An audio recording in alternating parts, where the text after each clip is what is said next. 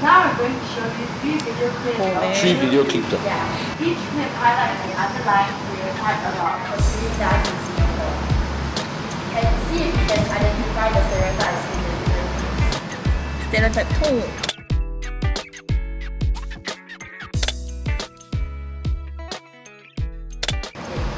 Best. Timothy.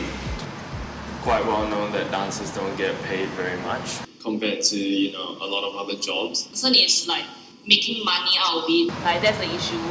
Income not great in the future. It's very, very simple stereotype. Yeah, I knew this was coming. They're talking about us. Yep. Okay. So what's the stereotype here? Not getting paid properly lah. Income level lor. Stereotype is you can't earn with dance. Dancers or artists don't make much money. Dancer cannot earn. Yeah, okay, so the stereotype here is like what you guys said, if you work in dance, you'll be poor. Do you think that that's true or false? Yes and no also lah. It is a stereotype that is, bears certain grains of truth. It can go both ways. If you don't work hard for it, obviously you will have no money. But if you work hard for it, then yes, your finances will be covered. Depending on whether you're full-time or freelance, there is a range of salary or income that you can get. You want to be a freelancer, then as a freelancer, you are your own money maker in terms of setting your own schedule. Then if you don't teach, you don't take up jobs for yourself, then obviously you won't get paid for yourself. And I think teaching jobs are actually pretty good also. Yeah, per hourly rate is quite good. Here at Frontier, I've been lucky enough that our artistic director allows us to teach outside. It's more of that, are you willing to do that, and are you able to be still professional within the workplace, not have your outside work affect your workplace, to be able to sustain those commitments. So, honestly, I'm good. As in, income-wise, I work hard because it's important to me to be financially stable after, I think, a couple of years of not being financially stable. So I have brought it upon myself to take some time to also have additional income. So it is definitely doable if you're willing to put in the effort and do that work, It's not like it will drop from the sky that you won't be poor. At the end of the day, whether you're poor or not poor, doing dance is entirely up to yourself. Like what you see that needs to be done to make sure that you're not poor, or you can just forever think that doing dance will be poor. It's really at the end of the day what you do to really make it work lah. Yeah. I think for dancers, they will always think we are not paid well. So then what is your paid well?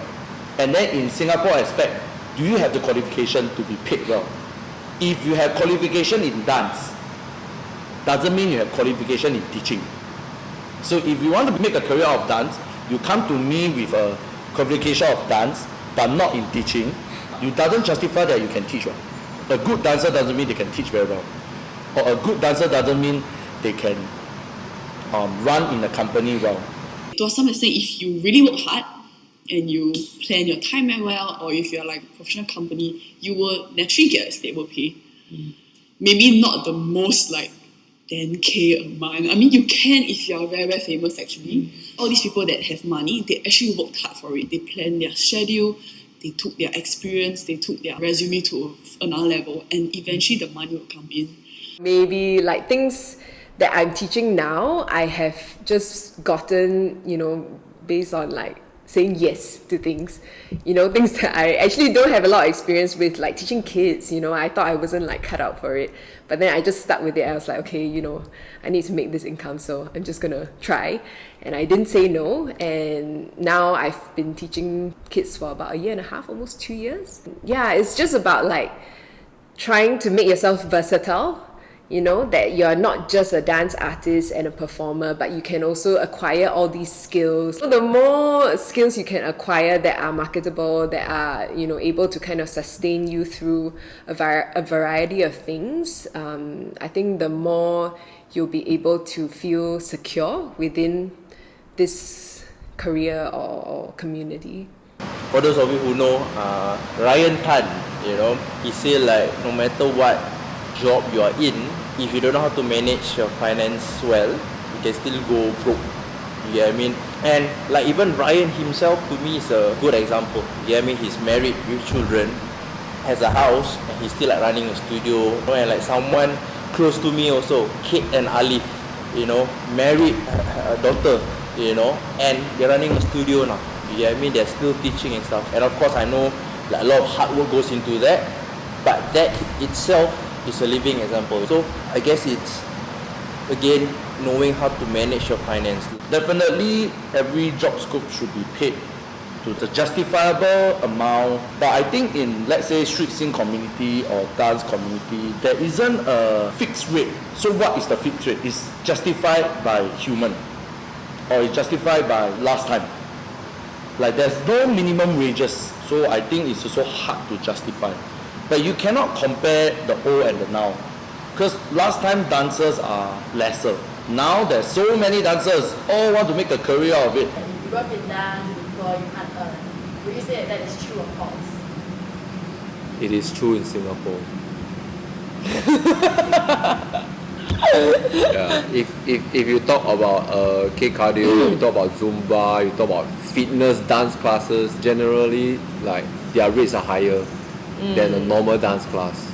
If you talk about like overseas, they have a very big market.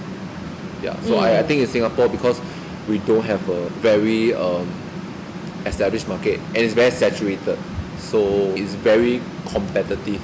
There's a lot of fierce competition in terms of like teaching classes or even doing performances. So I would say, yeah, it's actually a struggle to be earning decently in Singapore. Yeah. Agree.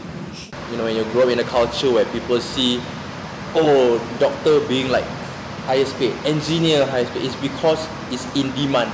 And not just because it's in demand, but they are skilled, you know, they bring value to the world, like engineers, architect, you know, big buildings for us to stay in. So like say if as dancers, if we put in more value, as in take more pride in what we are doing, you know, that people will see, oh, these people are serious, you know, and then like, oh, they're serious about what they do. And then when we educate these people what goes on behind the scenes when we dance, let's say to put up performance, to put up a choreography, we make them realize that, oh, there's so much work being put in, you know, to choreograph something. Some people don't see this, that's why they see it as like, oh, easy what, you know, like how they see painter, designers, you know, just draw like that what, like that, you know, but it takes them years to like learn how to, you know, draw this properly, or like, okay, how do I align this, space, you know, colors. There's so much that goes into this.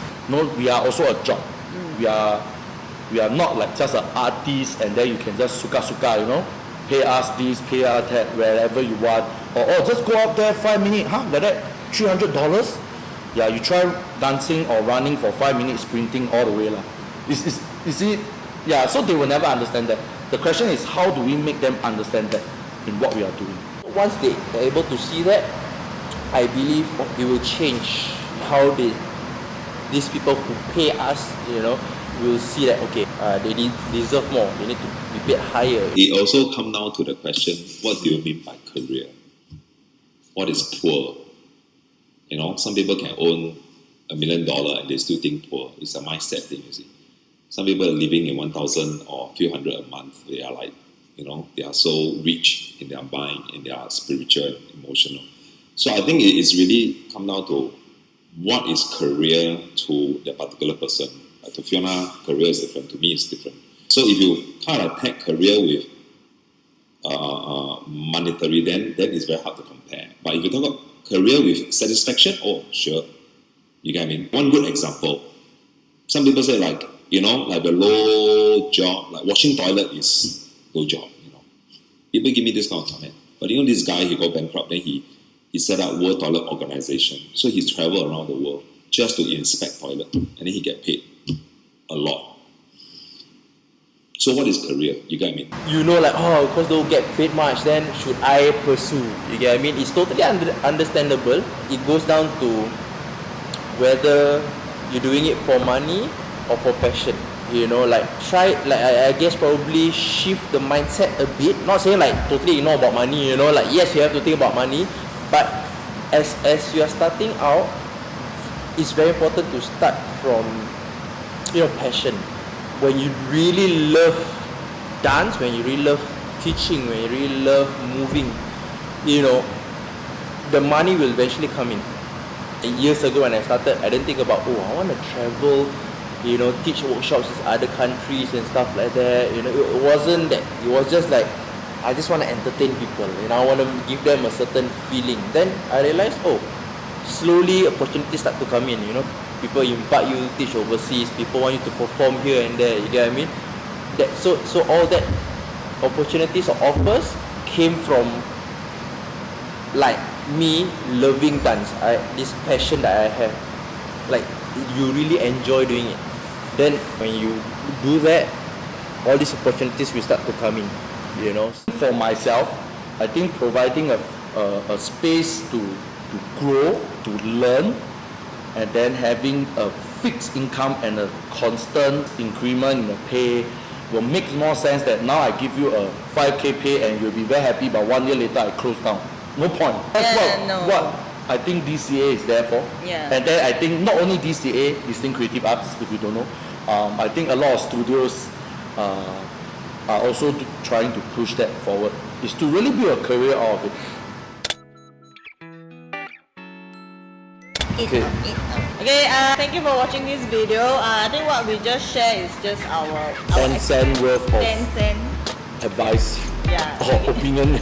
Opinion. So there's no right or wrong to it. Please support what do you think. Okay. They don't earn anything out of it. Yeah, they're trying to contribute. So please give them some support, and also please follow us. Distinct Creative Arts. On Instagram, on YouTube and Facebook for a lot of updates on our classes, events and upcoming stuff that we are trying to push out. We have some exciting news to share, so please follow us and keep a lookout. Ding!